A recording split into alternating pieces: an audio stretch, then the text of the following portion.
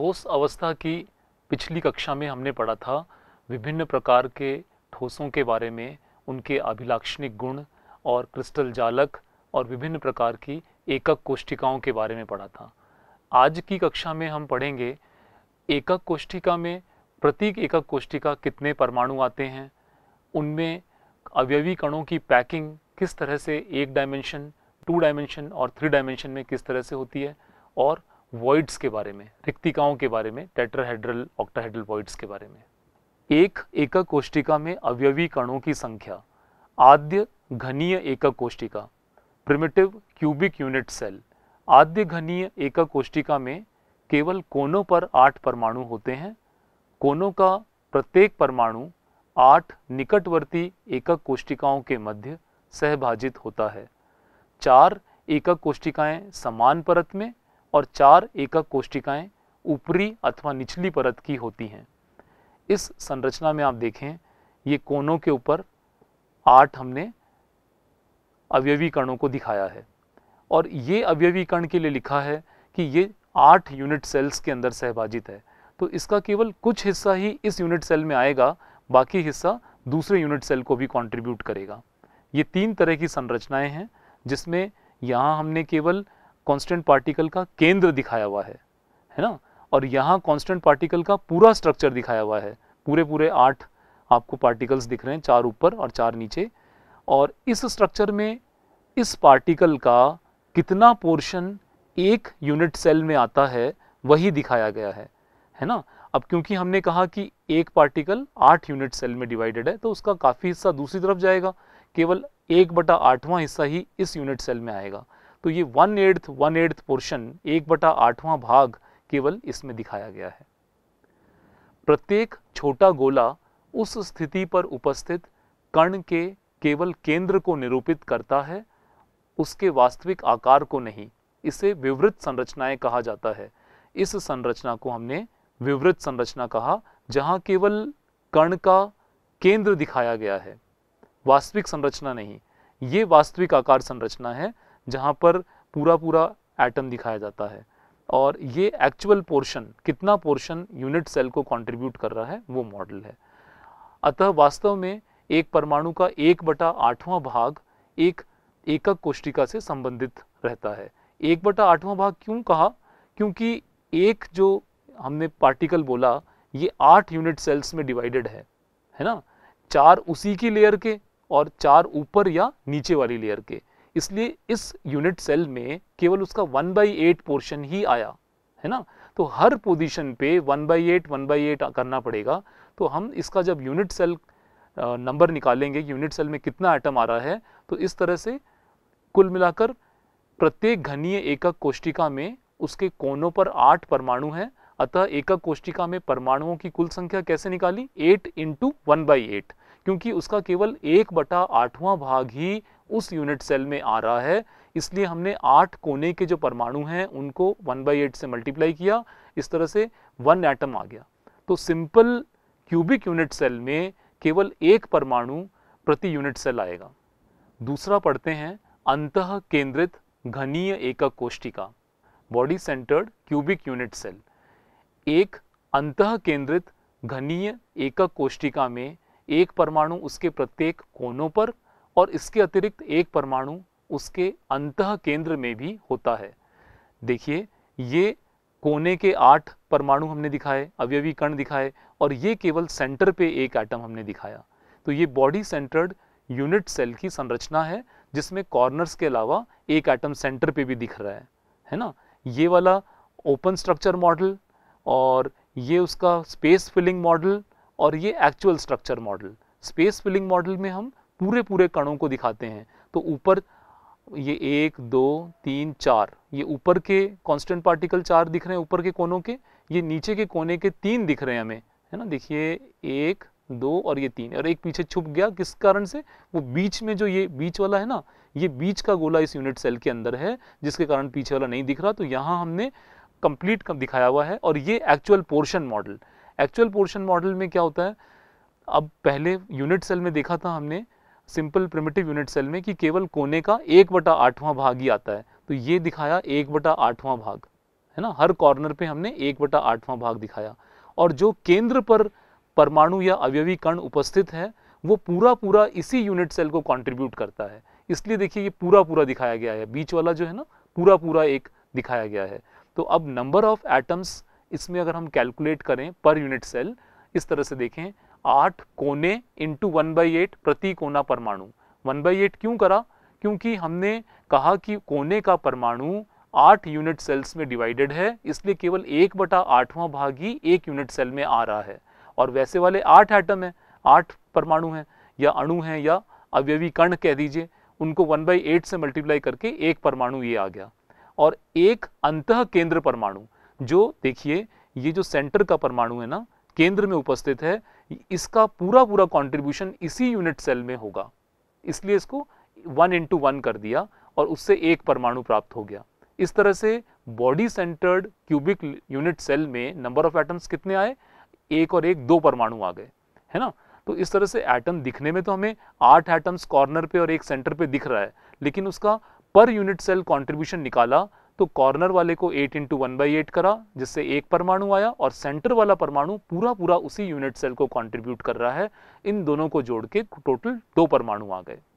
अब है फलक केंद्रित घनीय एकक कोशिका, face centred unit cell. Face centred unit cell में परमाणु सभी कोनों पर और घन के सभी फलकों के केंद्र पर पाए जाते हैं। अतः एफसीसी में वास्तविक रूप से संबंधित परमाणुओं के भाग इस प्रकार हैं।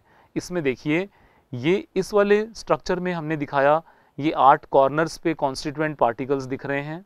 और किसी क्यूब के कितने फेसेस होते हैं? 6 फेसेस, ये ऊपर और नीचे, साइड वाले 2 और एक आगे और पीछे। इस तरह से 6 फेसेस के सेंटर पे, हर फेस के सेंटर पे एक अपने कॉन्स्टिट्यूएंट पार्टिकल है। यहाँ पर भी एक फेस के सेंटर पे, ये फेस के सेंटर पे, ये फेस के सेंटर पे, और ये जो फेस है ना इसके सेंटर पे ये वाला पार्टिकल, और जो पीछे वाला फेस है ना उसके सेंटर पे ये वाला पार्टिकल। इस तरह से 6 फेसेस के सेंटर पे और 8 कॉर्नर्स पे पार्टिकल हों तो ये फेस सेंटर्ड क्यूबिक लेटिस है। और इनमें आप ध्यान दें ये केवल आधा दिख रहा है, यहाँ पे आधा गोलाई क्यों दिख रहा है? क्योंकि जो फेस के सेंटर का पार्टिकल होता है वो 2 यूनिट सेल्स में होता है। इसके पास में जो यूनिट सेल रखा होगा आधा भाग उसके लिए काउंट होगा, आधा भाग इस यूनिट सेल के लिए काउंट होगा। तो इनका कंट्रीब्यूशन हाफ हो गया, यूनिट सेल के लिए कंट्रीब्यूशन आधा रह गया। जबकि कोने वाले पार्टिकल्स का कंट्रीब्यूशन 1/8 होता है, क्योंकि वो 8 यूनिट सेल्स में विभाजित हैं। इस तरह से 8 कोने के परमाणु इंटू 1/8 करा, जिससे कि प्रति एकक कोशिका में एक परमाणु आया इससे। और जो 6 फलक केंद्रित परमाणु हैं उनका आधा कंट्रीब्यूशन पर यूनिट सेल होता है, इसलिए 6 × 1/2 करके 3 परमाणु आ गया। तो इस तरह से टोटल परमाणु फेस सेंटर्ड क्यूबिक लेटिस में कितना हुआ? 3 + 1 4 परमाणु हो गए। तो एफसीसी का number of atoms per unit cell 4 है। एक बार हम रिवाइज करें तो सिंपल क्यूबिक यूनिट सेल में number of atom per unit cell कितना आया था? 1। बॉडी सेंटर्ड क्यूबिक लेटिस में 2 और फेस सेंटर्ड क्यूबिक लेटिस में 4 परमाणु। अब हम पढ़ेंगे निविड संकुलित संरचनाएं, है ना, पैकिंग के बारे में। क्लोज पैकिंग किस तरह से होती है? यह 3 प्रकार से हो सकती है। एक विमा में निविड संकुलन, द्विविमा में निविड संकुलन और त्रिविमा में निविड संकुलन। Packing in 1 dimension, packing in 2 dimension and packing in 3 dimension. पहले हम पैकिंग इन 1 डायमेंशन देखें। 1 डायमेंशन मतलब एक ही लाइन में खाली पंक्ति में हमने, देखो यहाँ पे फिगर में पंक्ति में केवल हमने कॉन्स्टिट्यूएंट पार्टिकल्स को रख दिया है। कॉन्स्टिट्यूएंट पार्टिकल्स को हमने बराबर साइज का और स्फेरिकल मानते हुए इन गोलों को व्यवस्थित कर दिया है। इसमें गोलों को व्यवस्थित करने की केवल एक विधि है। 1 डायमेंशन में केवल एक ही विधि है जिसमें उन्हें एक पंक्ति में एक दूसरे को स्पर्श करते हुए व्यवस्थित किया जाता है। तो 1 डायमेंशन की पैकिंग केवल सिंपल एक लाइन रखनी है कांस्टेंट पार्टिकल्स की। तो ये लाइन में आपको दिख रहा है एक पार्टिकल जो है पास के 2 पार्टिकल्स को टच करता हुआ है ना, और एक पार्टिकल जितने पास वाले कांस्टेंट पार्टिकल्स को टच करेगा वो उसका कोऑर्डिनेशन नंबर कहलाता है। इस व्यवस्था में प्रत्येक गोला 2 निकटवर्ती गोलों के संपर्क में होता है। इसमें देखें जैसे ये गोला है अपने 2 निकटवर्ती गोलों के संपर्क में है, इसी तरह से कोई भी गोला दो निकटवर्ती गोलों के संपर्क में है। पूरे जालक में हर गोला पूरे 1 डायमेंशन की पैकिंग में एक गोला दो दो के संपर्क में होता है। निकटतम गोलों की संख्या को उसकी उप सहसंयोजन संख्या कहते हैं। इस प्रकार एक विमीय निविड़ संकुलित व्यवस्था में उप सहसंयोजक संख्या 2 है। तो यहाँ कोऑर्डिनेशन नंबर 2 है। कोऑर्डिनेशन नंबर 1 डायमेंशन पैकिंग में 2 आएगा क्योंकि एक गोला निकटवर्ती दो गोलों के संपर्क में है। अब द्विविमा में निविड़ संकुलन, पैकिंग इन 2 डायमेंशन। द्विविमा में ठोसों के अवयवी कणों की निविड़ संकुलित संरचना गोलों की पंक्तियों को एक साथ एक के ऊपर एक रखकर दो तरीकों से की जा सकती है, जो हम आगे दिखा रहे हैं। ये द्विविमा का वर्ग निविड़ संकुलन, square close packing in 2 dimension. इसमें हमने 2 डायमेंशन का मतलब होता है, यहां देखें, ये अपन सरफेस ही समझें, है ना। कोई भी सरफेस के ऊपर पहले हमने ये वाली लाइन रखी थी, अब उसके आगे आगे हम दूसरी लाइन रख रहे हैं। अभी हम उसके ऊपर नहीं रख रहे, अभी हम केवल सतह पर ही एक पंक्ति के आगे दूसरी पंक्ति को जमा रहे हैं, है ना। और इसी तरह से तीसरी पंक्ति, इसी तरह से चौथी पंक्ति। तो इसमें वर्ग निविड़ संकुलन में क्या होता है, गोलों की एक पंक्ति के ऊपर दूसरी पंक्ति के संपर्क को इस तरह से, इस प्रकार से रखा जा सकता है कि द्वितीय पंक्ति के गोले प्रथम पंक्ति के गोलों के ठीक ऊपर हों एवं दोनों पंक्तियों के गोले हॉरिजॉन्टल क्षैतिज तथा वर्टिकल ऊर्ध्वाधर रूप से रखे गए संरेखित हों, अलाइनमेंट में हों। यहाँ देखें, अलाइनमेंट का मतलब होता है इस गोले का सेंटर इस ऊपर वाले गोले के सेंटर से मैच कर रहा है ना। तो हमने जब दूसरी लाइन रखी तो वो इस तरह से रखी कि वो प्रथम लाइन के साथ अलाइनमेंट में है। इस तरह से हॉरिजॉन्टल अलाइनमेंट भी आ गया, सारे सेंटर मैच कर रहे हैं, और इस तरह से वर्टिकल अलाइनमेंट भी आ गया। तो हमने पहली लाइन के बाद दूसरी लाइन को स्क्वायर क्लोज पैकिंग में बिल्कुल अलाइनमेंट रखते हुए, सेकंड लाइन को फर्स्ट के साथ अलाइनमेंट रखते हुए रखा। उसी तरह से तीसरी लाइन को रखा, उसी तरह से चौथी लाइन रखी, है ना। अगर हम पहली लाइन को ए कहते हैं और क्योंकि बिल्कुल अलाइनमेंट में दूसरी लाइन है इसलिए उसे भी ए कहा जाएगा, तीसरी लाइन भी बिल्कुल अलाइनमेंट में है इसलिए उसे भी ए कहा जाएगा। तो ये ए पैटर्न के अंदर स्क्वायर क्लोज पैकिंग में हमने पार्टिकल्स को रख दिया। इस तरह यदि गोलों की प्रथम पंक्ति की व्यवस्था को अगर ए कहते हैं तो दूसरी पंक्ति भी ठीक समान होने के कारण उसे भी ए प्रकार की व्यवस्था कहा जाएगा। अतः यह व्यवस्था 2 से ज़्यादा पंक्ति रखे जाने पर ए प्रकार की प्राप्त की जा सकती है। तो इस तरह से हमने एक लाइन के बाद ये दूसरी लाइन, तीसरी लाइन सिमिलरली रख दी और उनको हमने ए प्रकार की पंक्तियों को रख दिया है। अब इसमें देखें, कोऑर्डिनेशन नंबर का मतलब होगा कि एक पार्टिकल कितने नियरेस्ट पार्टिकल्स के कांटेक्ट में है। आप देखें ध्यान से, ये 1, 2, 3 और 4 है ना, 4 पार्टिकल्स के कांटेक्ट में है। तो स्क्वायर क्लोज पैकिंग 2 डायमेंशन का कोऑर्डिनेशन नंबर कितना हुआ, 4।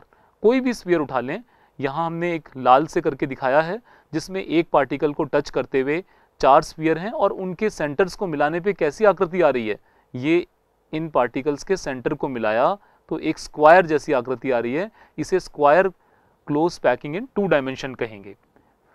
इस पैकिंग में देखो, ये जो जगह रह रही है ये रिक्तियां, वॉइड्स कहलाते हैं। खाली जगह जो रह गई है वॉइड्स कहलाते हैं।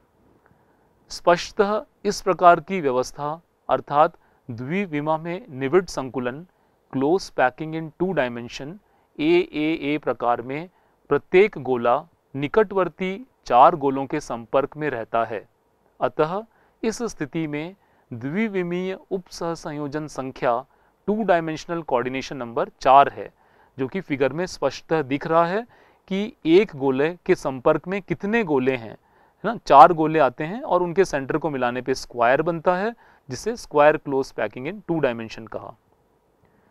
इस ए प्रकार की व्यवस्था को square close packing in 2 dimension द्विविम में वर्ग निविड़ संकुलन कहा जाता है। तो ये हुआ हमारा 2 डायमेंशनल का एक तरह से अरेंजमेंट, जिसमें हमने square close packing in 2 dimension देखा।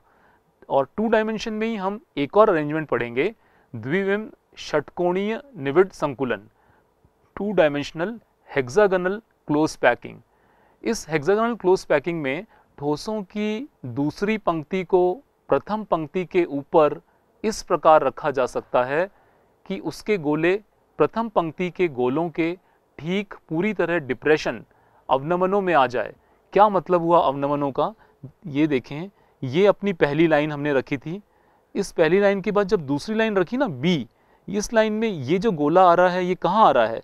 इन दो गोलों के डिप्रेशन, बीच में जो अवनमन का हिस्सा है, डिप्रेशन का हिस्सा है, वहाँ आ रहा है, अलाइनमेंट में नहीं है। देखिए ये इसका सेंटर इसके सेंटर से अलाइनमेंट में ऐसे सीधा नहीं आ रहा है ना। तो ये अलग प्रकार की पंक्ति रखी जो कि पहली पंक्ति के गोलों के डिप्रेशन में जहाँ पर पार्टिकल आ जाए। हर जगह देखो इन दोनों के डिप्रेशन में ये पार्टिकल आया, इन दोनों के डिप्रेशन में ये पार्टिकल आया। तो इस तरह से हमने पहली पंक्ति के डिप्रेशन में अवनमनों में दूसरी पंक्ति के गोलों को रखा।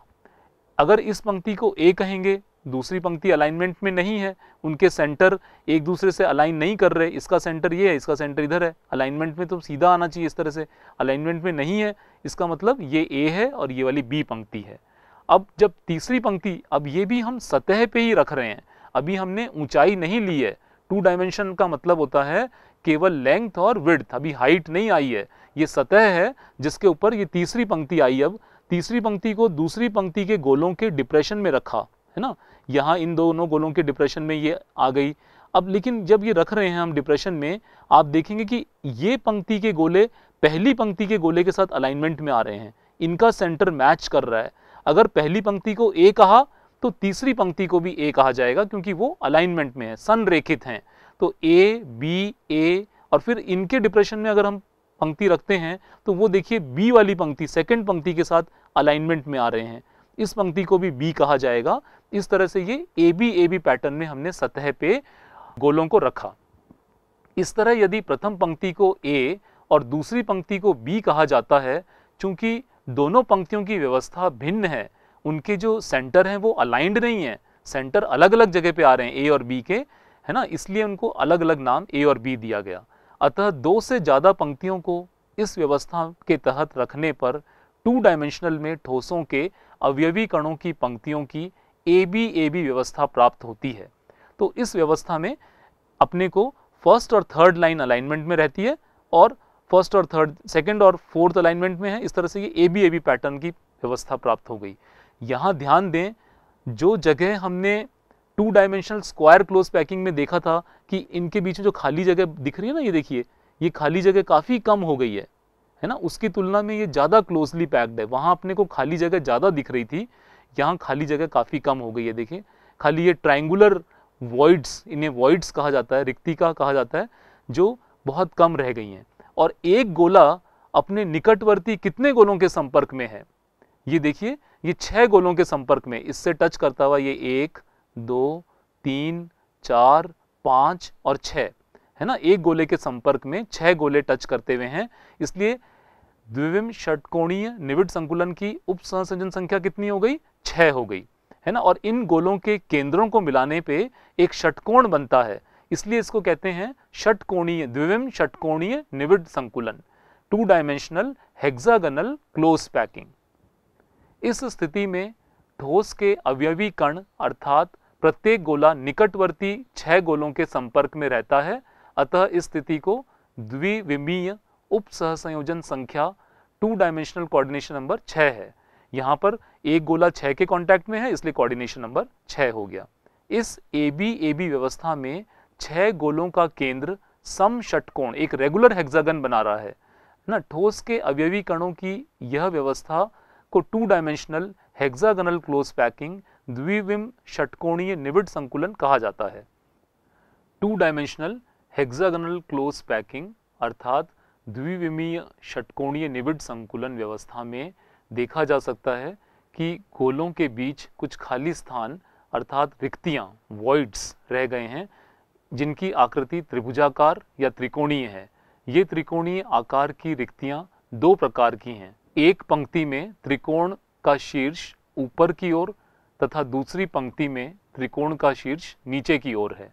ये इस स्ट्रक्चर में देखें, ये वॉइड्स में ट्रायंगल का एपेक्स ऊपर पॉइंट कर रहा है इस वाले में, जबकि दूसरी लाइन में देखिए ये एपेक्स नीचे पॉइंट कर रहा है। तो इस तरह से रिक्ति में अपेक्स का पॉइंटिंग अलग अलग डायरेक्शन में है। अगर इधर नीचे है नेक्स्ट लाइन में ऊपर आ गया, ये ऊपर की तरफ है, फिर नेक्स्ट लाइन में नीचे आया, फिर नेक्स्ट लाइन में ऊपर आ गया। अब पढ़ेंगे हम त्रिविमा में निविड संकुलन, 3 डायमेंशनल क्लोज पैकिंग। 3 डायमेंशन में क्लोज पैकिंग 2 तरह से प्राप्त की जा सकती है। वहाँ हमने देखा, पहले हमने स्क्वायर क्लोज पैकिंग की थी 2 डायमेंशन में, और एक की थी हेक्सागोनल क्लोज पैकिंग। अब यहाँ हम पहले स्क्वायर क्लोज पैकिंग के ऊपर 3 डायमेंशनल पैकिंग देखेंगे, उसके बाद हेक्सागोनल क्लोज पैकिंग पे 3 डायमेंशनल पैकिंग देखेंगे। द्विविम वर्ग निविड संकुलित परतों से त्रिविम निविड संकुलन। घनीय निविड संकुलित परतों की पहली लाइन के ठीक ऊपर दूसरी परत रखकर तथा ठीक इन परतों के क्षैतिज दूसरी परतों को रखकर त्रिविमा में निविड संकुलन प्राप्त किया जा सकता है। अब हम हाइट की बात कर रहे हैं।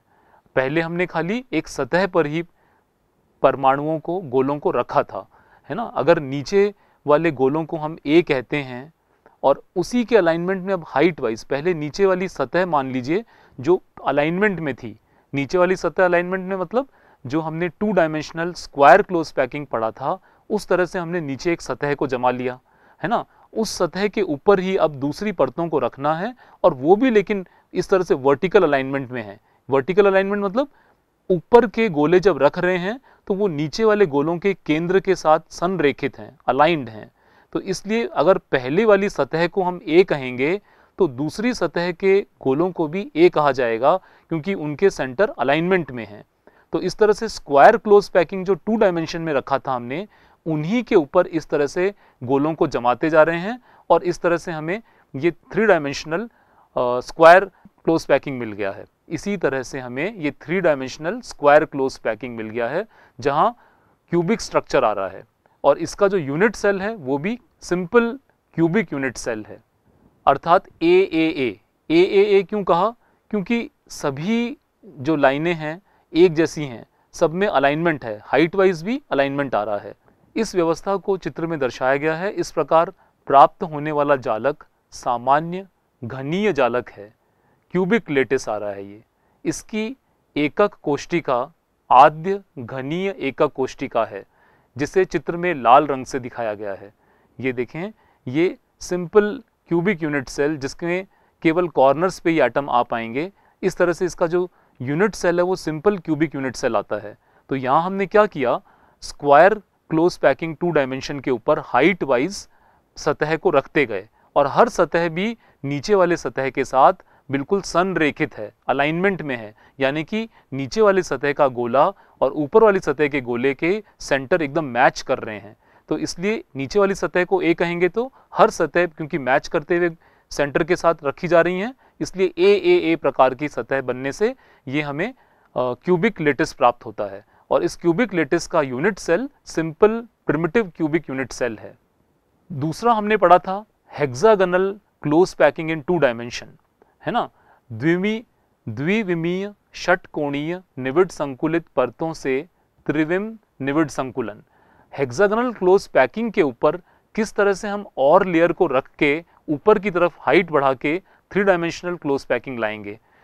द्विविम षटकोणीय निविड संकुलित परतों से त्रिविम निविड संकुलन 2 तरह से प्राप्त किया जा सकता है। द्वितीय परत को प्रथम परत के ऊपर रखना। पहले हम नीचे वाली जो हेक्सागोनल क्लोज पैक लेयर थी, नीचे वाली हेक्सागोनल क्लोज पैक 2 डायमेंशन में हमने पढ़ा था कि उसमें पैटर्न क्या था, ए बी पैटर्न था, जहां पर कि नीचे वाली सतह में ही पहली लाइन के बाद जब दूसरी लाइन हमने उसी सतह पे रखी तो वो उसके डिप्रेशन में आई थी और अलाइनमेंट में नहीं थी, ए बी पैटर्न आ रहा था। तो उस तरह की सतह के ऊपर अब अपन हाइट वाइज दूसरी परत रखेंगे। तो द्वितीय परत को प्रथम परत के ऊपर इस प्रकार रखा जाता है कि द्वितीय परत के गोले प्रथम परतों के अवनमनों में आ जाएं, उनके डिप्रेशंस में आ जाएं, अर्थात ए बी व्यवस्था का त्रिविम प्राप्त किया जाता है। यहाँ ध्यान दें, ये इसमें 2 रंग के गोले दिख रहे हैं, एक कुछ डार्क दिख रहे हैं और कुछ लाइट दिख रहे हैं। अपन ऐसा मानते हैं डार्क गोले जो हैं वो हमारी नीचे वाली सतह है ना, जो हमने सबसे पहले रख दी थी। देखो ये डार्क गोला और जब दूसरा डार्क गोला लाइन में आया था तो इन दोनों के डिप्रेशन में हमने यहाँ पर ये गोला रखा था, है ना। इसी तरह से ये नीचे वाले गोलों की लेयर है डार्क वाली, उसके बाद जब सेकंड लेयर रखी, सेकंड लेयर को भी आप ध्यान दें कि इस तरह से हमने ये गोलों के डिप्रेशन में रखते जा रहे हैं। जैसे ये वाला गोला देखो आप, ये गोला जो दिख रहा है लाइट कलर का, इस गोले को इन गोलों के जो बीच की जगह बच रही थी जहां टी लिखा हुआ है, उस डिप्रेशन में हमने इस गोले को रख दिया है। इसी तरह से आगे आगे चलता जा रहा है, तो ये टी लिखे हुए गोलों के डिप्रेशन के ऊपर दूसरी परत के गोले आ रहे हैं। तो पहली परत को अगर ए बोलेंगे तो दूसरी परत क्योंकि उन गोलों के अलाइनमेंट में नहीं है, जैसे हमने square cubic close packing 3 dimension में देखा था कि अलाइनमेंट था, लेकिन यहां जब अब ऊपर की परत आई है तो वो अलाइनमेंट में नहीं आ रही। पहले गोले के केंद्र के साथ दूसरी परत का गोला मिल नहीं रहा, इसलिए अगर पहले वाली लाल डार्क गोले वाली परत को अगर ए कहते हैं, तो जो ये हल्के रंग के गोले दिख रहे हैं क्योंकि ये उनके डिप्रेशन में रखे हुए हैं, उनके अलाइनमेंट में नहीं है, इसलिए इनको बी कहा। ऐसी ए बी व्यवस्था का त्रिविम हमें प्राप्त होगा। और इसमें आप देख रहे हैं जो जगह बच रही है गोलों के बीच में, किसी पे टी लिखा हुआ है, किसी में ओ लिखा हुआ है, तो ये जो टी लिखा हुआ है वो चतुष्फलकीय रिक्तियां हैं, टेट्राहेड्रल वॉइड। टेट्राहेड्रल वॉइड को हम आगे डिटेल में भी बताएंगे। यहाँ आप समझें कि ये देखिए ये 3 गोले हैं जो कि लाइट कलर के दिख रहे हैं, है ना, और ये गोला डार्क कलर का दिख रहा है। इस तरह से 4 गोलों के बीच में जो रिक्तियां आती है वो चतुष्फलकीय वॉइड होता है, टेट्राहेड्रल वॉइड, जो 4 के बीच में स्पेस बच रही है। और दूसरा ओ लिखा हुआ है वहां ध्यान दें, ये ऑक्टाहेड्रल वॉइड। इस ऑक्टाहेड्रल वॉइड में आप देखें 3 गोले ये डार्क कलर के दिख रहे हैं जो कि नीचे की लेयर के हैं, है ना, ये वाला गोला 1, ये 2 और ये 3, है ना, और ऊपर की लेयर के भी 3 गोले हैं। ऊपर की लेयर का देखो ये गोला 1, ये वाला गोला 2 और ये वाला गोला 3, है ना। इस तरह से 6 गोलों के बीच में, यानी कि नीचे वाली रिक्तिका के ऊपर ही ऊपर वाली परत से भी वॉइड स्पेस बन गया, और इस तरह से 6 गोलों के बीच की जगह को ऑक्टाहेड्रल वॉइड कहा। ठीक है, 4 परमाणुओं के बीच की स्पेस तो टेट्राहेड्रल वॉइड, और जो 6 के बीच की स्पेस है वो ऑक्टाहेड्रल वॉइड कहलाती है। इसमें 2 प्रकार की व्यवस्था उत्पन्न होती है। पहली, जब भी द्वितीय परत का एक गोला प्रथम परत की रिक्तिक के ऊपर अथवा नीचे होता है तो चतुष्फलकीय रिक्तिक उत्पन्न होती है। इस प्रकार बने रिक्तियों को चतुष्फलकीय रिक्तियां टेट्राहेड्रल वॉइड कहते हैं। ये जैसा मैं समझा रहा था कि ये देखिए जो नीचे वाले 3 एटम ये रहे 1, 2 और 3, जैसे ये इसमें देखें डार्क वाले देखें, ये 1, ये 2 और ये 3 एटम, है ना। इनके ऊपर इस तरह का एटम देखिए जहां पर एक गोला आ रहा हो, इसमें बीच की स्पेस लेते हैं अपन। बीच की स्पेस लेने का मतलब देखो ये वाला, ये देखिए ये डार्क गोला है 1, ये डार्क गोला 2 और ये डार्क गोला 3, इसके ऊपर ये लाइट कलर का गोला आ गया और ये स्पेस इसमें रह गई, ये टेट्राहेड्रल वॉइड कहलाएगा।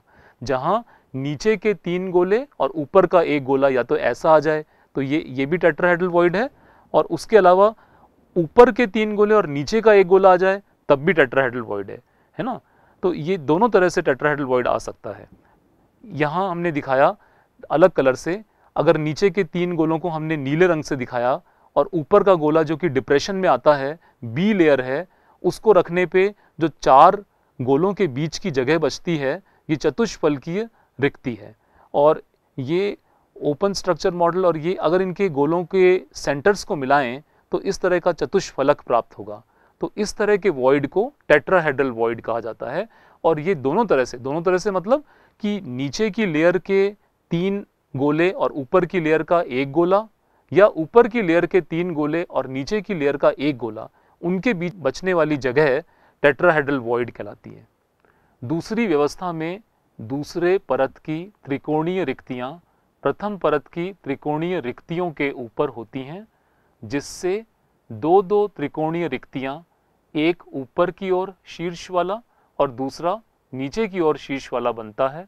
इस प्रकार की रिक्तियों को अष्टफलकीय रिक्तियां, ऑक्टोहेड्रल वॉइड्स कहते हैं।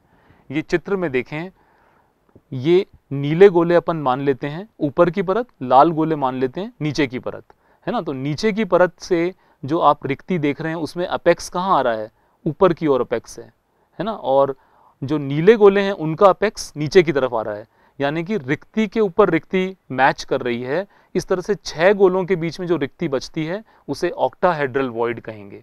और यही हमने यहाँ बताया कि एक का शीर्ष ऊपर की तरफ और एक का शीर्ष नीचे की तरफ हो, और इस तरह से 6 गोलों के बीच की जो स्पेस है वो ऑक्टाहेड्रल वॉइड कहलाती है। इन 6 गोलों के सेंटर्स को अगर मैच करें तो इस तरह का अष्टफलक प्राप्त होता है।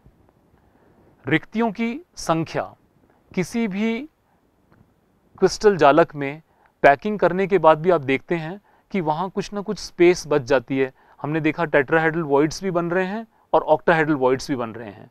कितनी संख्या में टेट्राहेड्रल वॉइड बनेंगे, कितनी संख्या में ऑक्टाहेड्रल वॉइड बनेंगे, है ना।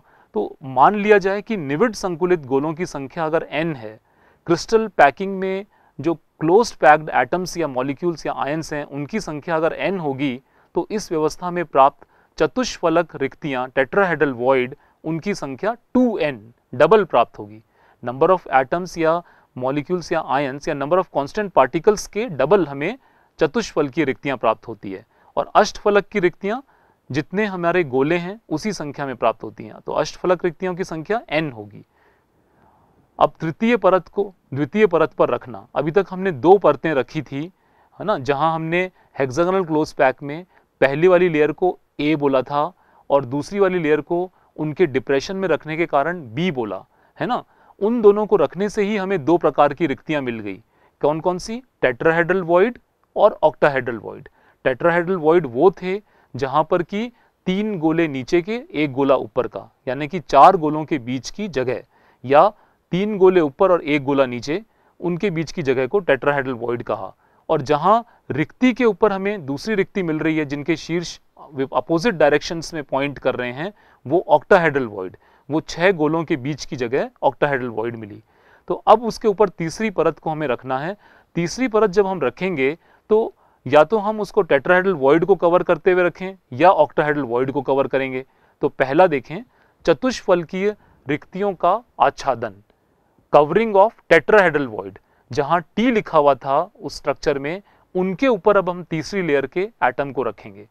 द्वितीय परत की चतुष्फलकीय रिक्तियों पर तृतीय परत को प्रथम परत के गोलों पर संरेखित रखकर आच्छादित किया जाता है। इस व्यवस्था में गोलों के पैटर्न एकांतर पैटर्न में पुनरावृत होता है तथा AB पैटर्न प्राप्त होता है। इस संरचना को षटकोणीय निविड संकुलित हेक्सागोनल क्लोज पैकिंग HCP कहा जाता है। इसका स्ट्रक्चर देखें, यहाँ देखें, इसमें एक गोला नीचे की परत का, उसके ऊपर 3 नीले गोले रखे हुए हैं और इससे टेट्राहेड्रल वॉइड बन रहा है ना। तीसरी लेयर को जब हम रखते हैं, इस टेट्राहेड्रल वॉइड के ऊपर एटम आना चाहिए। टेट्राहेड्रल वॉइड पे जब एटम आता है तो वो फर्स्ट लेयर के साथ अलाइनमेंट में आ गया है ना। फर्स्ट लेयर और थर्ड लेयर अलाइनमेंट में आ गई है। तो इस तरह से ये AB पैटर्न डेवलप हो रहा है और ये षटकोणीय संकुलन है। इसमें इस तरह से ये निविड संकुलित HCP षटकोणीय संकुलन प्राप्त हो रहा है। इस प्रकार की संरचना मैग्नीशियम और जिंक में पाई जाती है। अब दूसरा देखें, पहले हमने टेट्राहेड्रल वॉइड को कवर किया, अब हम थर्ड लेयर को रखते टाइम ऑक्टाहेड्रल वॉइड को कवर करेंगे। अष्टफलकीय रिक्तियों का आच्छादन, कवरिंग ऑक्टाहेड्रल वॉइड। पहले आप इस फिगर को देखें, देखो ये फिगर हमारी 2 लेयर दिखा रहा है खाली, है ना। जब हमने टेट्राहेड्रल वॉइड के ऊपर एटम को रखा, टेट्राहेड्रल वॉइड जैसे देखिए ये T लिखा हुआ है ना। इस T के ऊपर जब हम एटम को रखते हैं तो अगर फर्स्ट लेयर अपनी लाइट गोले से दिखाई हुई है और सेकंड लेयर डार्क गोले की है और थर्ड लेयर का एटम भी इसके ऊपर आ रहा है, तो फर्स्ट और थर्ड अलाइनमेंट में आ गया था, यानी कि AB पैटर्न चला। ठीक है। अगर हम ऑक्टाहेड्रल वॉइड, ये देखें ये ऑक्टाहेड्रल वॉइड है और यहाँ पे अगर हम थर्ड लेयर का एटम यहाँ आता है तो ना तो वो फर्स्ट लेयर के साथ अलाइनमेंट में है और ना ही सेकंड लेयर के साथ अलाइनमेंट में है। मतलब उसका सेंटर ना तो फर्स्ट लेयर के गोले के साथ मैच कर रहा है और ना ही सेकंड लेयर के गोले के साथ मैच कर रहा है। ये गोला इस तरह से अगर ऑक्टाहेड्रल वॉइड पे रखा जाएगा तो ये C कहलाएगा। तो तीसरी परत दूसरी परत के ऊपर इस प्रकार रख सकते हैं कि उसमें गोले अष्टफलकीय रिक्ति को आच्छादित करते हों, ऑक्टाहेड्रल वॉइड के ऊपर गोला आता हो। इस व्यवस्था में तीसरी परत के गोले प्रथम अथवा द्वितीय किसी भी परत के साथ संरेखित नहीं होते, किसी भी गोले के साथ अलाइनमेंट में नहीं होंगे अगर हम थर्ड लेयर का गोला ऑक्टाहेड्रल वॉइड पे रखेंगे। तो ये देखें फिगर में, इस तरह से पहली लेयर A कहलाई और दूसरी लेयर B कहलाई और ऑक्टाहेड्रल वॉइड्स के ऊपर अगर अपन तीसरी लेयर रखते हैं तो वो सी लेयर, क्योंकि वो अलाइनमेंट में नहीं है ना। मान लीजिए इन दोनों लेयर से हमें ऑक्टाहेड्रल वॉइड मिल रहा है, बी और सी से मान लीजिए ऑक्टाहेड्रल वॉइड मिल रहा है कि ये 3 इस तरह से ओरिएंटेड हैं और ये 3 अपोजिट साइड से ओरिएंटेड है, और इन 6 गोलों के बीच की जगह ऑक्टाहेड्रल वॉइड होगी। इस वॉइड के ऊपर अगर अपना एटम आता है तो ये एटम इन दोनों के साथ ही अलाइनमेंट में नहीं है। अगर ये बी है, ये सी है, तो वो अगला ए कहलाएगा। तो इस तरह से यहाँ पर ABC पैटर्न होता है, और इससे जो लेटेस्ट डेवलप होगा वो क्यूबिक क्लोज पैकिंग आएगी, CCP स्ट्रक्चर प्राप्त होगा। CCP या FCC भी कह सकते हैं, फेस सेंटर्ड क्यूबिक लेटिस आएगा। इस व्यवस्था को यदि C कहा जाए, यानी कि ऑक्टाहेड्रल वॉइड पे रखे हुए गोले को C कहा, तो ABC व्यवस्था प्राप्त होगी। इस प्रकार प्राप्त संरचना को फलक केंद्रित घनीय अर्थात फेस सेंटर्ड क्यूबिक अथवा घनीय निबिड संकुलित क्यूबिक क्लोज पैकिंग संरचना कहा जाता है। तो ये देख रहे हैं, क्यूबिक क्लोज पैकिंग में ऑक्टाहेड्रल वॉइड कवर करने पे ABC पैटर्न प्राप्त हुआ। इस प्रकार की पैकिंग कॉपर और सिल्वर में पाई जाती है, तांबा और चांदी में पाया जाता है। ये दोनों प्रकार के क्लोज पैकिंग अति उच्च क्षमता वाले होते हैं। यहाँ क्षमता से क्या मतलब है? क्षमता से मतलब है कि उस लेटिस के पैकिंग में सबसे ज़्यादा पैकिंग एफिशिएंसी, मतलब कुल आयतन में कणों का आयतन अधिक है, यहाँ पे 74% है, मतलब रिक्त स्पेस कम रहती है। HCP और CCP पैकिंग में 74% हिस्सा संपूरित रहता है। इन दोनों में प्रत्येक गोला 12 गोलों के संपर्क में रहता है, अतः इन दोनों संरचनाओं में उप सहसंयोजन संख्या 12 है।